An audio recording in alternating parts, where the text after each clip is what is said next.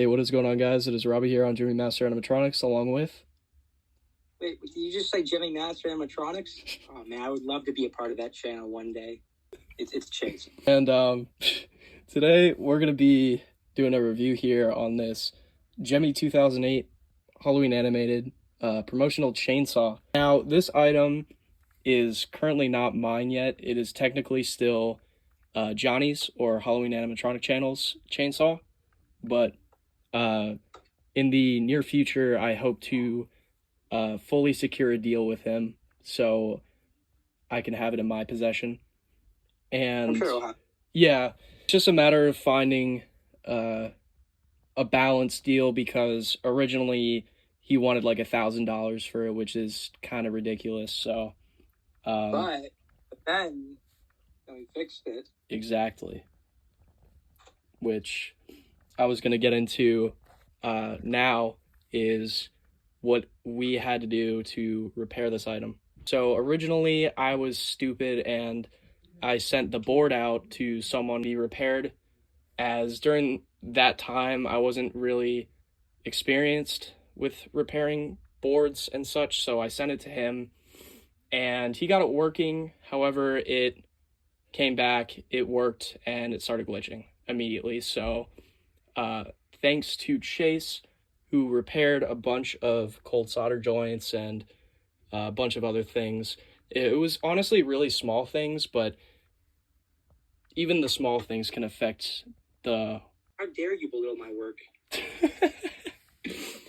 No, in all seriousness, Chase did a lot of work on this, and then this was actually when he was at my house that we were working on this, and he ended up going to sleep, and I worked on this thing until 4 a.m., just trying to put it back together and everything. It was an absolute pain in the ass. Even the speaker in was hard because, quote-unquote, the guy who I sent the entire item to said that the speaker was bad, which I don't think that's the case because it was perfectly fine. So I had to get a new speaker, and it didn't fit at all, because this has like a unique speaker to it where it fits on this bracket that you screw it into. So I spent an extra 20 minutes just getting the speaker in.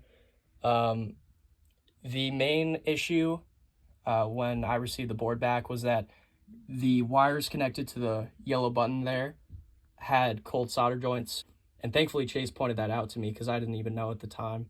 After he fixed that, it started working better, and then a few other things, mainly just cleaning the rest of the battery terminals because they were cleaned, and that was actually the issue this entire time. So it wasn't anything to do with the board. It was just the fact that there was so much corrosion, and this does have an Eprom. It's a little bit different from what you typically see with Eproms. It's more of like a dip chip.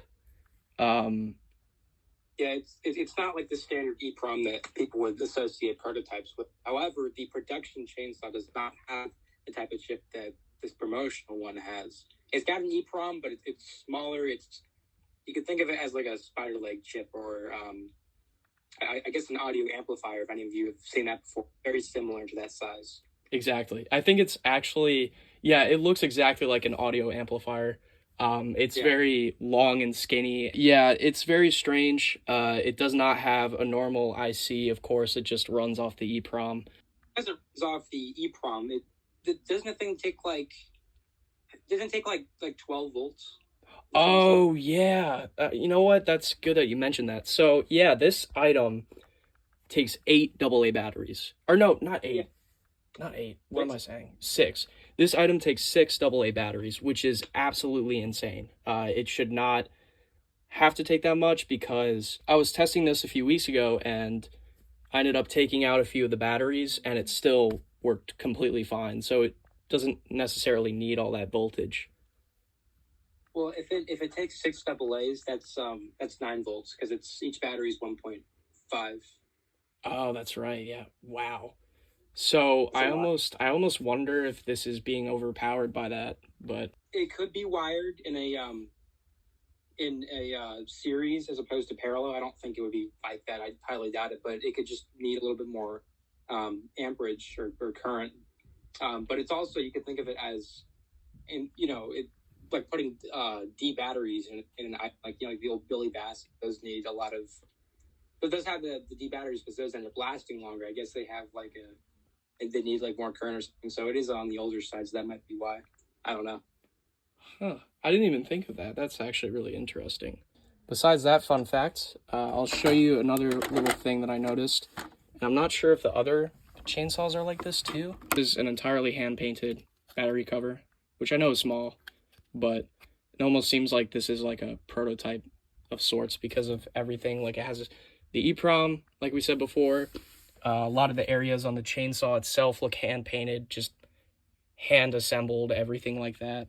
But this is definitely hand-painted, and the place where Johnny got this from, and unfortunately Johnny could not join on the call because he has to study for something, but got this himself at the Castle of Muskogee. I'm sure a lot of you know what the Castle of Muskogee is like. Die. Pretty much, yeah. So when he got it, original chain, completely torn off, somewhere on the grounds of the castle at this point, because there's just so much crap everywhere at the castle. Probably mulch or something. Yeah. So, yeah, the original chain was gone, so he ended up replacing it, and the only unfortunate part about this replacement chain is that it's a little loose, but it still works fine, regardless, but it's just a little annoying because some parts of the chain where when it like turns, it hangs down really far, and I'm just worried that eventually it'll cause it to snap off again. But he replaced the chain. He ended up fixing it himself originally, and he did a good job. The mistake that he made is that the first time I saw this was last Thanksgiving, and when he brought it over, he said he left batteries in this thing, and when I took off the cover, it was covered in corrosion, which was awesome. So he said he left batteries in it, and we did get it to run like maybe twice, and then it just completely stopped working. And, you know, in the past thought, oh yeah, there's definitely components bad. So I replaced all these components, did all this stuff, and it ended up just being the terminals, which was great. So I just wasted hours of my time on absolutely nothing. Paid somebody to fix, and all they did was clean the terminals. Exactly. And it was a lot of money too. It was not cheap. It was silly. I don't think you told me how much it was. I think it was total, it was like $75 for the repair, which is ridiculous. So, moral of the story, don't send boards to people. Do it yourself. And I know that seems very harsh, but at the end of the day, you save money, you save time. You don't have to ship things back and forth. You save a board. Yeah, exactly. So, that was definitely a mistake on my part. I learned a lot from that time until now, so going forward, if I were to receive something like this again, I would be able to do it on my own this time. Plays and who voiced it? Oh, yeah. So this item was voiced by Steve Ross, who I'm sure you know of. And if not, he is a Gemmy employee who has been working at Gemmy for a long, long time. I think, 17 years he's been working there? Yeah, I think it was 17 or 18. Yeah, so he's been there a very long time, and in 2008, he ended up voicing this chainsaw. And what was cool is that Chase and I, over the summer, if you are unaware, we both took a trip to the Gemmy headquarters and got a tour. And during our tour, we got to meet Steve Ross, talk with him for a bit. Super nice guy.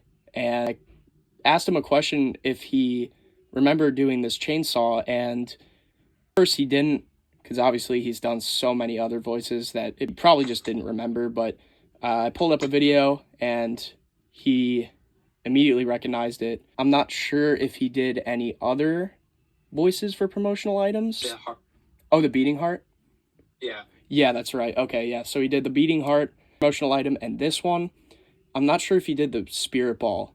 That was Clint. Yeah. Okay. I remember what Steve had said when we pulled up the video. When we were talking, he was like, I don't remember doing a chainsaw, but they did have me do this ridiculous news video for the showroom. And then we showed him the video. He was like, I mean, I don't remember doing it, but that's definitely my voice. Right. That's what he said. That's actually exactly what he said. Wow. Dude, I did not remember anything. That whole trip felt like a fever dream. I was going to say that fever dream.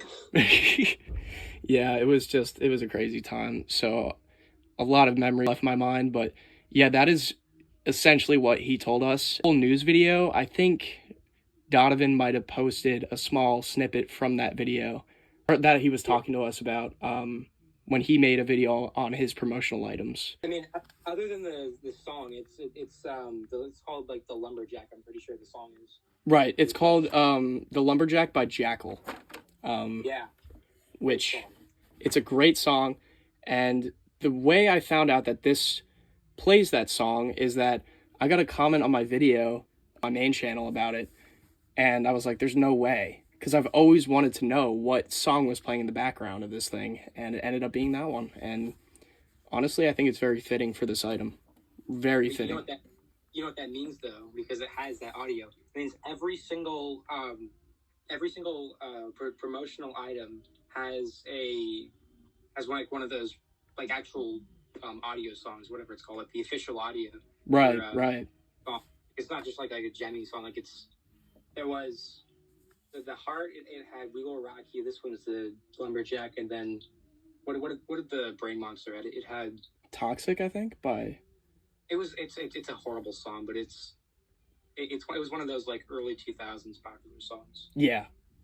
I agree with Chase. The soundtrack they chose for the Spirit Ball isn't the greatest. It kind of does fit with the item itself, but it's just not a great song. But it sucks. It does suck. But with like an item like this, I feel like this has the best song choice out of all of them. I mean, "We Will Rock You" is a really good song too. This gets you amped to go to the showroom. Exactly. Fists in the air while you're walking in through the Gemmy doors. Exactly. It brings a lot of energy to the table. Like I said before, it's a very fitting, very, very fitting song for a piece like this. And this is obviously a non-licensed Texas Chainsaw Massacre chainsaw. Overall, it just really fits well. I'm glad that Chase and I were able to get this working again. Again, thank you, Mr. Early, for putting a lot of work into this. Really means a lot to me. I just restarted some points, but I'm glad it ended up working. So yeah, that I think, unless you have anything else to say about this item, Mr. Chase. I'm sure there's something else, but we've been talking for a good 20 minutes at this point, so I think it's just time to play the item. I agree. All right, well, folks, that is enough said about the talking chainsaw. Without further ado, I'm going to play this item in its entirety. I think it has 3 or 4 phrases. Well, not phrases, but like 3 different sounds of the chainsaw, and then it has the invitation. We'll get watered. Yes. Yeah, without further ado, I'm going to cut, because I do have to put on the battery door again and make it look presentable. So let me go do that, and then we will play it for you guys.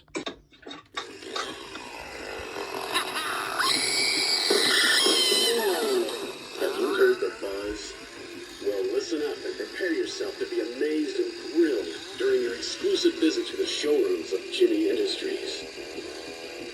We're rocking both sides of the globe, with one showroom located in Dallas, Texas, and the new showroom located in Peninsula Square in Hong Kong. This is your personal invitation to visit any or both of these showrooms and take a peek at Gemmy's incredible new 2008 line. Get ready, because you ain't seen nothing yet.